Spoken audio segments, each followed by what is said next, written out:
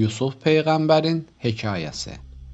Yaqub peyğəmbər İshak peyğəmbərin oğlu İbrahim peyğəmbərin nəvəsi idi. Allah ona da peyğəmbərlik vermişdi. Yaqub peyğəmbərin 12 oğlu var idi.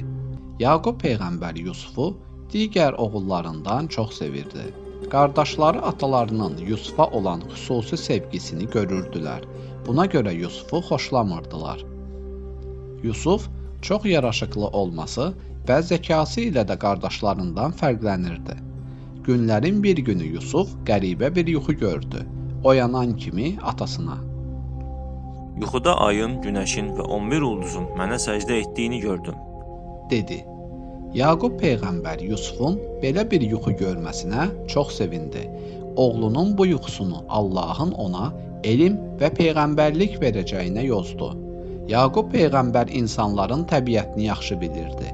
Bilirdi ki, hər bir insanda həsəd hissi vardır. Qardaşlarının Yusufa pislik etməsindən ehtiyat etdi. Ona görə də Yusufa gördüyü yuxu barədə qardaşlarına danışmamasını tapşırdı. Yaqub peyğəmbər Yusufa nəvaziş göstərdikcə qardaşlarının həsədi daha da artırdı.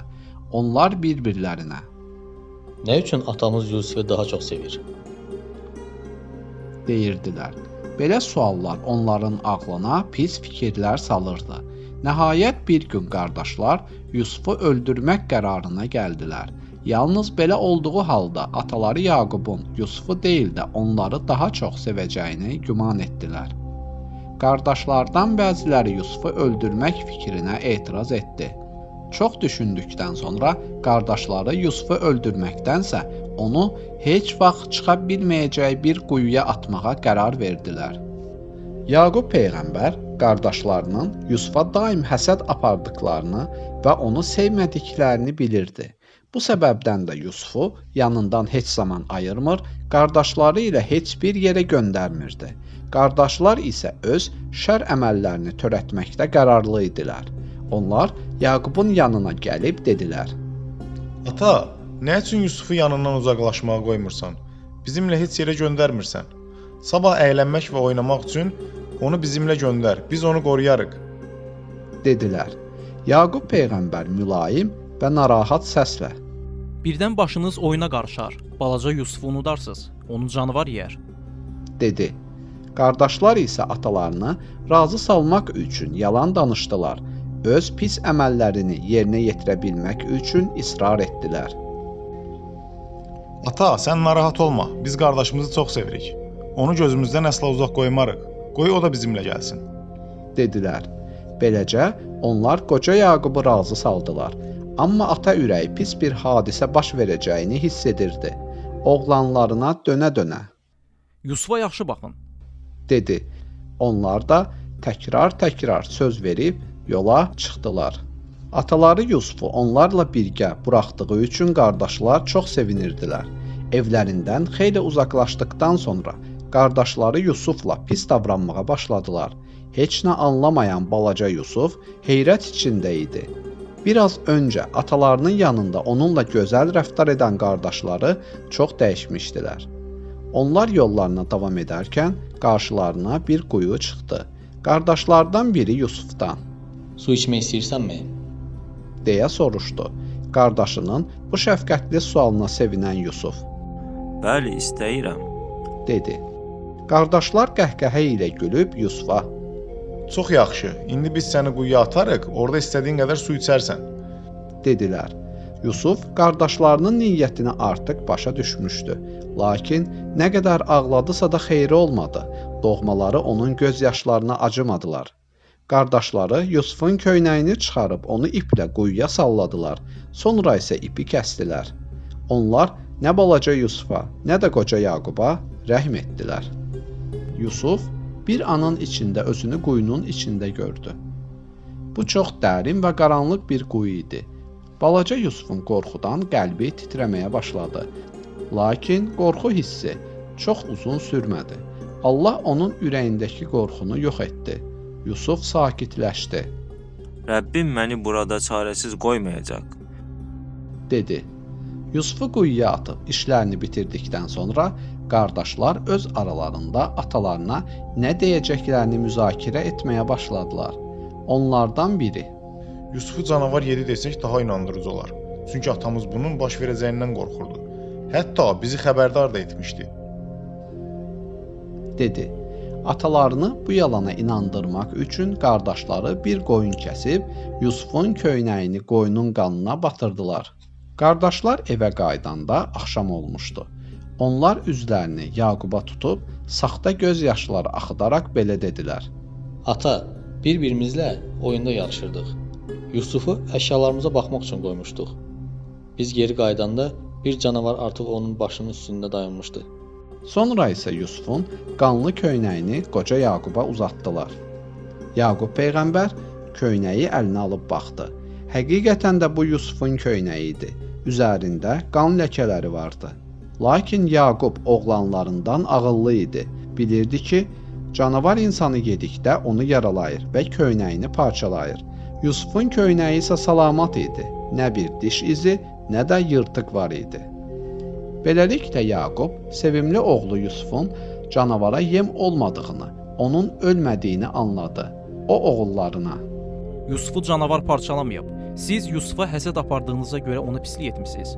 Bunu əminliklə bilsəm də, mənim səbr etməkdən başqa çarəm yoxdur, dedi. Oğulları susub atalarına baxır, qoca Yaqub isə Yusufu itirdiyi üçün üzülüb ağlayırdı. Qardaşlar axşam yataqlarına girərkən artıq Yusufu çoxdan unutmuşdular. Yusuf quyuda bütün gecəni atasını düşündü. Görəsən atamın halı necədir? Mənsiz nə edir? Bu kimi fikirlər Yusufun kövrək qəlbini sıxdı. O quyunun dibində, tənhalıqda bütün gecəni Allaha dua elədi. Onun səsini Allahdan başqa heç kəs eşitmirdi. Bir müddət sonra Yusufun qulağına səs gəldi. Səs get-gedə yaxınlaşırdı. Yusuf addım səslərindən və it hürüşməsindən anladı ki, quyuya kərvan yaxınlaşır. O rahat nəfəs aldı. Üzünə nicat qapısı açıldığını anladı. Dəvə kərvanı gəlib quyunun yanında dayandı. Kərvanbaşı hündürdən: Qulam, quyudan biraz su çıxar, içək, deyə səsləndi. Qulam dolçanı suya sallayan kimi Yusuf onun ipindən yapışdı. Qulam dolçanın ağır qalxdığını görəndə diqqətlə quyunun dibinə baxdı. Yusufu görüb heyrətləndi. Ətrafındakıları köməyə çağırdı. Birlikdə Yusufu quyudan çıxardılar. Onu kərvana qoyub Misrə yola düşdülər. Misrə çatan kimi Yusufu qul bazarına gətirdilər. Varlılara məxsus geyimli bir adam ona yaxınlaşdı. Bu Misir padşahının vəziri idi. Yusufun çox yaraşıqlı olması onu heyrətə salmışdı. Vəzir Yusufu satın alıb evinə gətirdi. O Yusufu öz xanımına göstərib: Bu çox ağıllı və dürüst bir oğlana oxşayır. Onu övladlığa götürək. Böyüyüb bizə fayda verər, dedi. Vəzirin xanımı Yusufa görə həyat yoldaşına təşəkkür etdi. Yusuf artıq sevgi və güvən dolu bir sarayda yaşayırdı. Beləcə günlər gəlib keçirdi. Böyüdükcə Yusuf daha da yaraşıqlı olurdu. Onu görən hər kəs xarici görkəminə heyran olurdu. Yusuf həm də çox əxlaqlı bir gənc idi. Vəzirin xanımı Yusufun hər bir hərəkətinə göz qoyurdu. O saatlarla Yusufa tamaşa edir, onun bənzərsiz gözəlliyinə heyran olurdu. Qadın hiss edirdi ki, gənc Yusufa ürəkdən vurulub. Yusuf isə ev sahibinin xanımına gözünün ucu ilə də baxmırdı. Vəzirin xanımı Yusufla otaqda tək qalmaq və onu xəyanətə şərik etmək istəyirdi. Günlərin bir günü o Yusufu otağına çağırdı. Yusuf xanımının sözündən çıxa bilməyib otağa gəldi. Qadın öz ürəyini açıb Yusufa bildirdi. Çaşbaş qalmış Yusuf özünü ələ alıb dedi: Mən öz sahibimə xəyanət edə bilmərəm. Axı o mənə nemət və şərəf bəxş edib. Bu günah işdir. Mən günaha bata bilmərəm. Yusufun cavabı qadını sarsıtdı. Yusuf qapıdan çıxmaq istəyərkən, qadın arxadan onun köynəyindən bərk-bərk yapışıb saxlamaq istədi. Yusufun köynəyi arxadan cırıldı. Yusuf dalğın halda qapıdan çıxanda ağasını qarşısında gördü. Yusuf məcbur olub xanımının onu yoldan çıxarmaq istədiyini vəzirə söylədi. Bunu görən vəzirin xanımı ərinə yaxınlaşıb dedi: Bu da sənin təriflədiyin Yusuf. Otağıma girib mənə əl uzatmaq istəyirdi. Onun cəzasını verməlisən. Vəzirin yaxın qohumlarından biri səs-küyə eşiyə çıxdı. O olanları diqqətlə dinlədikdən sonra Yusufun köynəyi qabaqdan cırılsaydı, günahkar özü olardı. Onun köynəyi arxadan cırılıb. Deməli günah qadındadır, dedi. Vəzir Yusufun günahsız olduğunu anladı. Arvadına: Sən həm xainlik elədin, həm də günahsız gəncə böhtan atdın. Günahına görə tövbə et, dedi. Sonra üzünü Yusufa tutaraq baş verənlər barədə heç bir kəsə danışmamasını tapşırdı. Beləcə Allah sevdiyi bəndəsini sınamaq istədi. Yusuf isə böyük bir imtahandan üzü ağ çıxdı. Vəzirin xanımının öz qulamına vurulması xəbəri qısa müddət ərzində bütün şəhərə yayıldı. Hamı bu hadisə haqqında danışırdı. Qadınlar bir yerə toplaşan kimi dedikodu edir, vəzirin xanımını qınayırdılar. Vəzirin xanımı qulluqçusuna vurulub. Deyirdilər. Vəzirin xanımı bu söhbətləri eşitdikcə çox üzülürdü. Öz-özünə: Onlar Yusufun gözəlliyini görmədikləri üçün belə rahat danışırlar, deyirdi. Odur ki, bu dedikodulara son qoymaq istədi. Bir gün o, Misir varlılarının xanımlarını evinə ziyafətə dəvət etdi. Qonaqlar gəldikdə onlara qabda alma təklif etdi. Qadınlar almaların qabığını bıçaqla soyan an, xanımın əmri ilə Yusuf qonaqların qarşısına çıxdı. Yusuf qapıdan içəri girəndə, qadınlar onun gözəlliyi qarşısında özlərini itirərək bıçaqla alma əvəzinə əllərini kəsdilər. Hər kəs donub qalmışdı. Yusuf necə də yaraşıqlı idi. Onlar heç vaxt belə yaraşıqlı insan görməmişdilər. Bu nədir? Bu insan deyil, bu bir mələkdir, deyirdilər. Artıq vəzirin xanımını qınayan qadınlar da Yusufa heyran olmuşdular. Vəzirin xanımı qadınlara: Yoldan çıxarmaq istədiyim üçün məni qınadığınız gənci gördünüzmü? Mən ona aşiq oldum. O isə məndən imtina etdi. Amma mənə qarşı belə davranmağa davam edərsə, mən onu zindana atdıracağam, dedi. Yusuf heç kəsə xəyanət etmək istəmirdi. Günah etməkdənsə zindana düşməyi üstün tuturdu. Elə ona görə də əllərini açıb Rəbbinə dua etdi.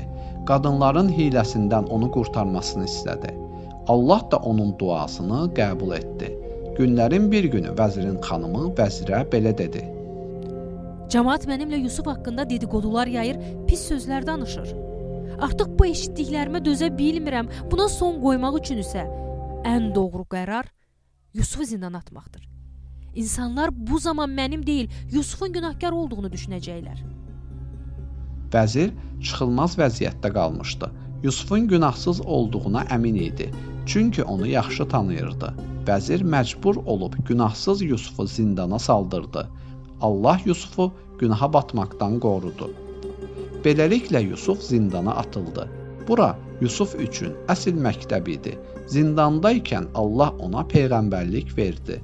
Yusuf peyğəmbər zindanda olan məhkumlara Allahın varlığı və təkliyi barədə söyləyirdi. Onlara yalnız Allaha ibadət etmək lazım olduğunu başa salırdı. Babaları İbrahimin, İshaqın dinini onlara öyrədirdi. Yusuf peyğəmbər qısa müddət ərzində zindanda hər kəs tərəfindən sevildi. Hamı onun elminə və əxlaqına heyran idi. Məhkumlar Yusuf peyğəmbərin söhbətlərini hər dəfə dinlədikdən sonra etdikləri günahlara görə peşman olurdular. Tövbə edib özlərini sanki yeni doğulmuş insan kimi hiss edirdilər. Qalan həyatlarını yaxşı insan kimi yaşayacaqlarına söz verirdilər. Allah Yusuf peyğəmbərə yuxu yozma elmini vermişdi. Onun yoza bilmədiyi yuxu yox idi. Yozduğu bütün yuxular düz çıxırdı. Yusuf peyğəmbərin olduğu zindanda 2 nəfər var idi. Bu 2 nəfərdən biri padşahı öldürmək üçün onun içkisini zəhərləmiş, padşah bundan xəbər tutmuşdu. Hələlik bu 2 nəfərdən kimin günahkar olduğu aşkar edilməmişdi. Ona görə də hər ikisi zindana atılmışdı. Günahkarın kim olduğu aşkara çıxdıqda onlardan biri edam edilməli, digəri isə azadlığa buraxılmalı idi. Günlərin bir günü onların hər ikisi gördükləri yuxunu Yusuf peyğəmbərə danışıb ondan yuxularını yozmasını istədilər. Onlardan biri: Mən yuxuda şərab üçün salxım-salxım üzüm sıxdığımı gördüm. dedi. Digəri isə Mən yuxumda başımın üstündə quşların çörək yediyini gördüm. dedi. Yusuf peyğəmbər hər iki məhkumu dinlədi. Lakin onların yuxularını yozmağa tələsmədi. Əvvəlcə hər ikisini Allaha ibadət etməyə çağırdı. Rəbbimin mənə öyrətdikləri ilə yuxunuzun yozumunu sizə bildirərəm. Mən atalarım İbrahim, İshak və Yaqubun yolu ilə gedirəm. Ey mənim zindan yoldaşlarım! Ayrı-ayrı ilahlar yaxşıdır, yoxsa tək olan hər şeyə qalib gələn Allah? Allah yalnız ona ibadət etməyinizi buyurmuşdur. dedi. Beləliklə Yusuf peyğəmbər onlara doğru yolu başa saldıqdan sonra yuxularını yozmağa başladı. Ey dostlarım, danışdığınız yuxuların yozumu odur ki, biriniz zindandan çıxacaq və yenə də ağasına şərab içirdəcək. Digəriniz isə edam olunacaq və başını quşlar dimdikləyib yeyəcək. dedi. Aradan bir müddət keçdi. Yusuf peyğəmbərin yozduğu yuxular Çin oldu. Məhkumlardan biri edam edildi, digəri isə zindandan çıxdı. Yusuf peyğəmbər zindandan azad olan şəxsdən xahiş etdi ki, yuxu yoza bilmək bacarığı haqqında ağasına danışsın. O, söz versə də vədini unutdu və ağasına bu barədə heç nə danışmadı. Beləcə, Yusuf peyğəmbər bundan sonra 7 ildə zindanda qaldı. Allah artıq sevimli bəndəsi Yusufun zindandan çıxmasını istəyirdi. Odur ki, Allahın istəyi ilə bir gecə Misir padşahı qəribə yuxu gördü. Gördü ki, çay kənarında dincələrkən birdən 7 arıq inək gəldi. Onların ardınca isə 7 kök inək gəldi. Sonra 7 arıq inək 7 kök inəyi yedi. Padşah həm də yuxusunda 7 yaşıl və 7 quru sümbül gördü. Yuxudan oyanar-oyanmaz sarayındakı biliciləri və yuxu yozanları bir yerə topladı. Gördüyü bu qəribə yuxunu onlara danışdı. Amma sarayın biliciləri ona Yatan insan yuxuda bir şey görür. Bu çox qarışıq bir yuxudur. Biz yoza bilmərik. dedilər. Bu məqamda padşahın zindandan azad olan xidmətçisi dərhal Yusufu xatırladı. Ağasından danışmaq üçün söz istədi və dedi. Mən sizin yuxunuzu yoza biləcək bir nəfər tanıyıram. İcazə verin gedib yuxunuzu zindandakı dostum Yusufa danışım. Padşah xidmətçinin təklifini qəbul edib ona icazə verdi. Xidmətçi birbaşa Yusufun yanına gedib padşahın yuxusunu ona danışdı. Yusuf peyğəmbər padşahın yuxusunu belə yozdu. 7 il əkinlərinizdə bolluq, sonra isə 7 il bunun əksi qıtlıq və quraqlıq olacaqdır. İlk 7 ili çox çalışıb əkinlərinizi becərin və biçin. Ehtiyacınız olan qədər götürüb, qalanını ambarda sümbül kimi saxlayın. Xidmətçi yuxunun yozumunu ağasına danışdı. Deyilənlər padşahın xoşuna gəldi və Yusuf peyğəmbərin zindandan çıxarılmasını əmr etdi. Padşahın elçisi Yusuf peyğəmbərin yanına gələrək xəbəri ona çatdırdı. Yusuf peyğəmbər qaranlıq zindanın hər bir əzabına dözmüş, təmiz adını qorumuşdu. İndi o şaha və cəmaata heç bir günahı olmadığını sübut etməli idi. Ona görə də dərhal azadlığa çıxmağa can atmadı. Şaha xəbər göndərib dedi. Padşah öz vəzirinin evinə gələn qadınların nə üçün əllərini kəsdiklərini və mənim günahımın nə olduğunu öyrənməyincə mən zindandan çıxmayacağam. Yusuf peyğəmbərin istəyi ilə şah vəzirin xanımının qonağı olmuş bütün qadınları çağırdı. Yusufun sualının cavabını onlardan soruşduqda hamısı Həqiqətdə Yusuf günahsızdır, dedilər. Sonra isə vəzirin xanımı olanları etiraf etdi. Mən Yusufa böhtan atdım. Onu mən yoldan çıxarmaq istədim. dedi. Padşah bundan sonra Yusufun nə qədər etibarlı adam olduğunu anladı. Yusufu sarayına çağırıb söhbət etdikdən sonra onun gözəl əxlaqına və ağlına da heyran qaldı. O dedi. Yusuf, bu gündən mənə kömək elə. Padşahlığın işlərini nizama salmaqda öz bacarığını və qabiliyyətini bir daha göstər. Yusuf peyğəmbər padşahın bu təklifinə razılaşdı və dedi. Ölkəniz əvvəl bolluq, sonra isə qıtlıq görəcəkdir. Əgər Misir xəzinələrini idarə etməyi mənə tapşırsanız, gələcək qıtlıq günləriniz üçün öncədən tədbir görərəm. Misir xalqının aclıq çəkməməsinə kömək edərəm. Mənə etibar edilən mal dövləti qoruya bilərəm. Mənə güvənə bilərsiniz. Çox keçmədi ki, hər şey Yusufun dediyi kimi oldu. Misir ölkəsi heç zaman görmədiyi bir bolluq dövrü yaşadı. Nil çayı aşıb daşdı, zəmilər bol məhsul verdi. 7 il tamam olduqda isə Misir ölkəsində heç zaman olmayan qıtlıq və quraqlıq baş verdi. Amma buna baxmayaraq Misir xalqı bunu hiss etmədi. Çünki Yusuf peyğəmbər ağlı və hikməti ilə qabaqcadan tədbir gördü. O böyük anbarlar tikdirib onları buğda və başqa ərzaqlarla doldurmuşdu. Misir cəmaatı quraqlığa hazır olduğu üçün bu ağır sınaqdan üzü ağ çıxdı. Onlar aclığın nə olduğunu bilmədilər. Quraqlıq və qıtlıq təkcə Misirdə olmadı. Bu bəla başqa ölkələri də bürüdü. Yusufun ata yurdu olan Kənan elində də çörək qəhətə çıxdı. Aclıq başladı.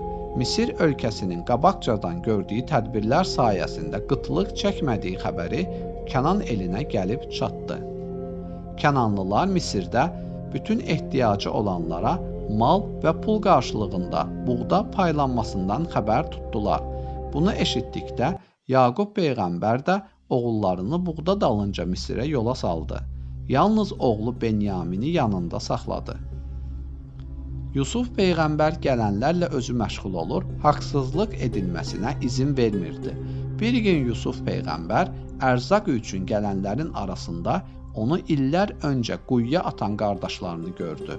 Hər yanı bürümüş qıtlığın onların yurdundan da yan keçmədiyini anladı. Yusuf qardaşlarını görən kimi tanıdı. Lakin Yaqubun oğullarının ağlına da gələ bilməzdi ki, Misir padşahının taxıl anbarlarının xəzinədarı, qardaşları Yusufdur. Buğda almaq üçün qardaşları da Yusufa yaxınlaşdı. Yusuf onlardan neçə nəfər olduqlarını soruşduqda, Biz 10 nəfər gəlmişik. Əslində isə 12 qardaş idik. Biri öldü, digəri isə atamızın yanında qaldı. Cavabını verdilər. Yusuf onlara istədikləri qədər buğda verdi və dedi, Sizə istədiyiniz qədər taxıl verirəm. Ancaq bir şərtim var. Bir də yanıma gəlməli atanız, yanında qoyub gəldiyiniz qardaşınız da gətirməlisiniz. Yoxsa sizə bir daha buğda vermərəm. Onlar kiçik qardaşları Benyamini gətirəcəklərinə söz verib yola çıxdılar. Yusuf peyğəmbər qardaşlarının buğda qarşılığında verdikləri pul və qiymətli əşyaları xəlvətcə onların yüklərinin içərisinə qoydurdu. Belə olan halda onlar Yusufun çox səxavətli olduğunu düşünüb bir də onun yanına qayıdacaqdılar. Qardaşlar xeyli ərzaqla atalarının yanına qayıtdılar. Yusufun onlara qoyduğu şərt barədə Yaquba söylədilər. Əgər Benyamini bizimlə göndərməsən, o bizə bir daha buğda verməyəcək. Yenidən taxıl almağa gedəndə onu bizimlə göndər. Dedilər. Yaqub peyğəmbər oğlanlarını dinləyib qəti şəkildə etiraz etdi. Bir zaman qardaşınız Yusufu da sizə etibar etmişdim. Ona etdiyinizi Benyaminə də etmənizə izin verə bilmərəm. Qardaşlar yüklərini boşaltdıqda Misrə apardıqları pul və malların da buğdanın içində olduğunu gördülər. Onlar sevincək Yaqubun yanına gəlib dedilər. Ata, biz səni aldatmırıq. Budur, apardığımız mallar da özümüzə qaytarılıb. Qardaşlar atalarına yalvardılar. Benyamini gözləri kimi qoruyacaqlarına and içdilər. Yaqub peyğəmbər çarəsiz qalıb Benyaminin getməsinə icazə verdi. Lakin onlardan əhd alaraq, Benyamini geri gətirəcəyinizə dair Allaha and içməyincə onu sizinlə göndərməyəcəyəm, dedi. Yaqub peyğəmbər 11 oğlunu Misrə yola salarkən şəhərə ayrı-ayrı qapılardan girmələrini də tapşırdı. Çünki bir yerdə daxil olsalar, yaraşıqlı və sayca çox olduqları üçün onlara göz dəyəcəyindən ehtiyat edirdi. Beləcə qardaşlar yola çıxdılar. Misrə çatanda atalarının dediyi kimi şəhərə ayrı-ayrı qapıdan girib Yusufun hüzuruna gəldilər. Yusuf onları qarşıladıqdan sonra dincəlmələrini buyurdu. Bu arada sevimli qardaşı Benyamini kənara çəkərək bağrına bastı. Hər şeyi ona danışdı. Yusuf olduğunu ona bildirdi. Yusuf peyğəmbər qardaşı Benyamini yanında saxlamaq istəyirdi. Çünki o ailəsi üçün çox darıxmışdı. İstəyirdi ki, Benyamini yanında saxlayıb atası, anası və ailəsi barədə söhbət etsin, onu hər gün görsün. Lakin bunun üçün bəhanə lazım idi. Misir padşahının qanunlarına görə o yadelli bir kəsi Misirdə saxlaya bilməzdi. Yusuf peyğəmbər öz ağlı və hikməti ilə bir plan qurdu. Bu barədə Benyamini də xəbərdar etdi. Ertəsi gün qardaşların taxıl çuvalları dəvələrə yüklənəndə Yusuf xidmətçisinə padşahın qızıl su piyaləsini Benyaminin çuvalının içinə qoymağı tapşırdı. Xidmətçi onun tapşırığını yerinə yetirdi. Çuvallar dəvələrə yüklənib qurtardı. Dəvə kərvanı yola düşən zaman Yusufun xidmətçilərindən biri haray çəkdi. Ey karvan əhli, siz saraydan oğurluq etmisiniz. Yusufun qardaşlarından biri nə oğurlandığını soruşduqda, Padişahın qızıl su piyaləsi itib. Hər kəs dayansın, yükləri axtaracaq, dedilər. Qardaşlar, Siz bilirsiniz ki, biz bu yerlərə zərər vermək üçün gəlməmişik və biz oğru deyilik. deyə onları inandırmağa çalışdılar. Hamı çaşqın vəziyyətdə idi. Dəvələrdəki yükləri bir-bir axtardılar. Qab Benyaminin yükünün içindən çıxdı. Yusuf, Su qabı kimin yükündən çıxmışsa, o Misirdə qalmalıdır. Qanunlarımıza görə onu azad edə bilmərik.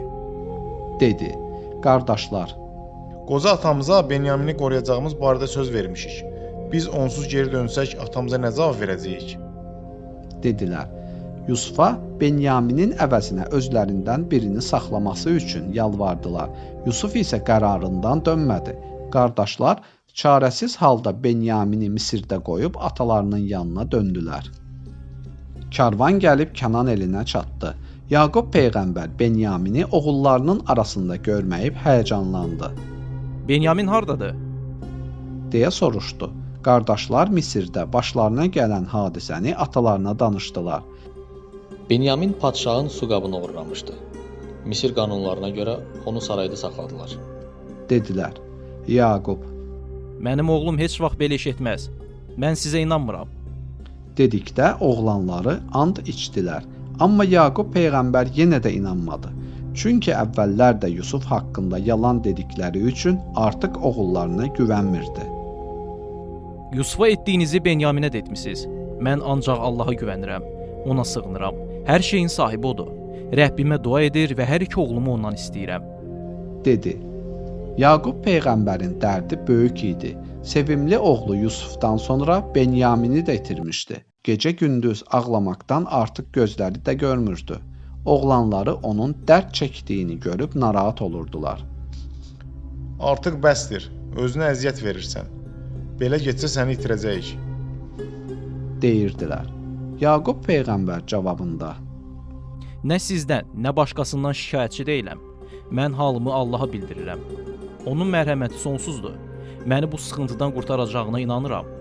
Oğullarım, gedib qardaşınızı axtarın. Mən ümidimi itirməmişəm. deyirdi. Bundan sonra qardaşlar yenidən Misrə qayıtdılar. Yusufun önündə dayandılar. Ey mərhəmətli insan! Başımıza gələnlər və qoca atamızın sağalmaz dərdi bizi sənin yanına gətirdi. Öz mərhəmətini bizdən əsirgəmə. Qardaşımızı bizə qaytar. dedilər. Nəhayət Yusuf peyğəmbər həqiqəti danışmağa qərar verdi və onlardan soruşdu. Siz bir zamanlar qardaşınız Yusufa nələr etdiyinizi xatırlayırsınızmı? Bu sualdan sonra qardaşları Yusufun üzünə diqqətlə baxıb onu tanıdılar. Heyrət içində. Yoxsa sən Yusufun özüsən? Bəli, mən Yusufam. Bu isə mənim qardaşım Benyamindir. Allah bizə yaxşılıq etdi. O yaxşı əməl edənlərin mükafatını verir. dedi. Qardaşlar, Həqiqətən də Allah səni bizdən üstün etdi. Biz sənə pislik etmişik, günaha batmışıq. Etdiklərimizdən ötürü Allahdan bizi bağışlamasını istəyirik. Səndən də bizim günahımızı bağışlamanı istəyirik. Bizi cəzalandırma. deyib yalvarmağa başladılar. Yusuf peyğəmbər dedi. Qorxmayın, mən sizi bağışlamışam. Allah sizi bağışlasın. Sonra onlardan atası Yaqub barədə soruşdu. Qardaşlar, Sənin və Benyaminin dərdindən gecə-gündüz ağlayır. Gözlərinin nurunu itirib. Cavabını verdilər. Yusuf peyğəmbər köynəyini çıxarıb qardaşlarına uzatdı. Götürün, bunu atamın gözlərinə sürtərsiniz. Allahın izni ilə gözünün nuru geri qayıdacaq, dedi. Qoca Yaqub həsrətlə oğlanlarının yolunu gözləyirdi. Kərvan yaxınlaşdıqca Yaqub peyğəmbər oğlu Yusufun köynəyinin qoxusunu hiss edirdi. Bu onun Yusufumun qoxusudur. Onu hiss edirəm, deyirdi. Ətrafında olanlar isə ona Həmişəki kimi boş xəyallar qurursan. deyirdilər. Nəhayət kərvan gəlib Kənan elinə çatdı. Muştuluqçu hamıdan əvvəl gəlib Yusufun köynəyini Yaqub peyğəmbərin gözlərinə sürtdü. Bir anda qoca Yaqubun gözlərinə işıq gəldi. Onun qəlbi şad oldu. Oğlanları peşman halda etdikləri bütün əməlləri atalarına danışıb üzr istədilər. Bizi bağışlanması üçün Allaha dua edərsənmi? Dedilər.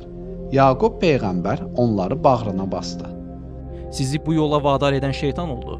Mən Rəbbimə əl açıb sizə görə bağışlanma diləyəcəyəm. O mehribandır, mərhəmətlidir. Yaqub dua etdikdən sonra dedi. İndi isə dəvələri hazırlayın. Misirə yola düşürük. Yaqub peyğəmbər ailəsi ilə birlikdə yola düşdü. Bir müddətdən sonra gəlib Misirə çatdılar.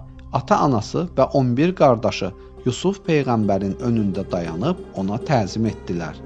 Yusuf üzünü atasına tutaraq dedi. Atacan, bu uzun illər əvvəl gördüyüm yuxunun yozumudur.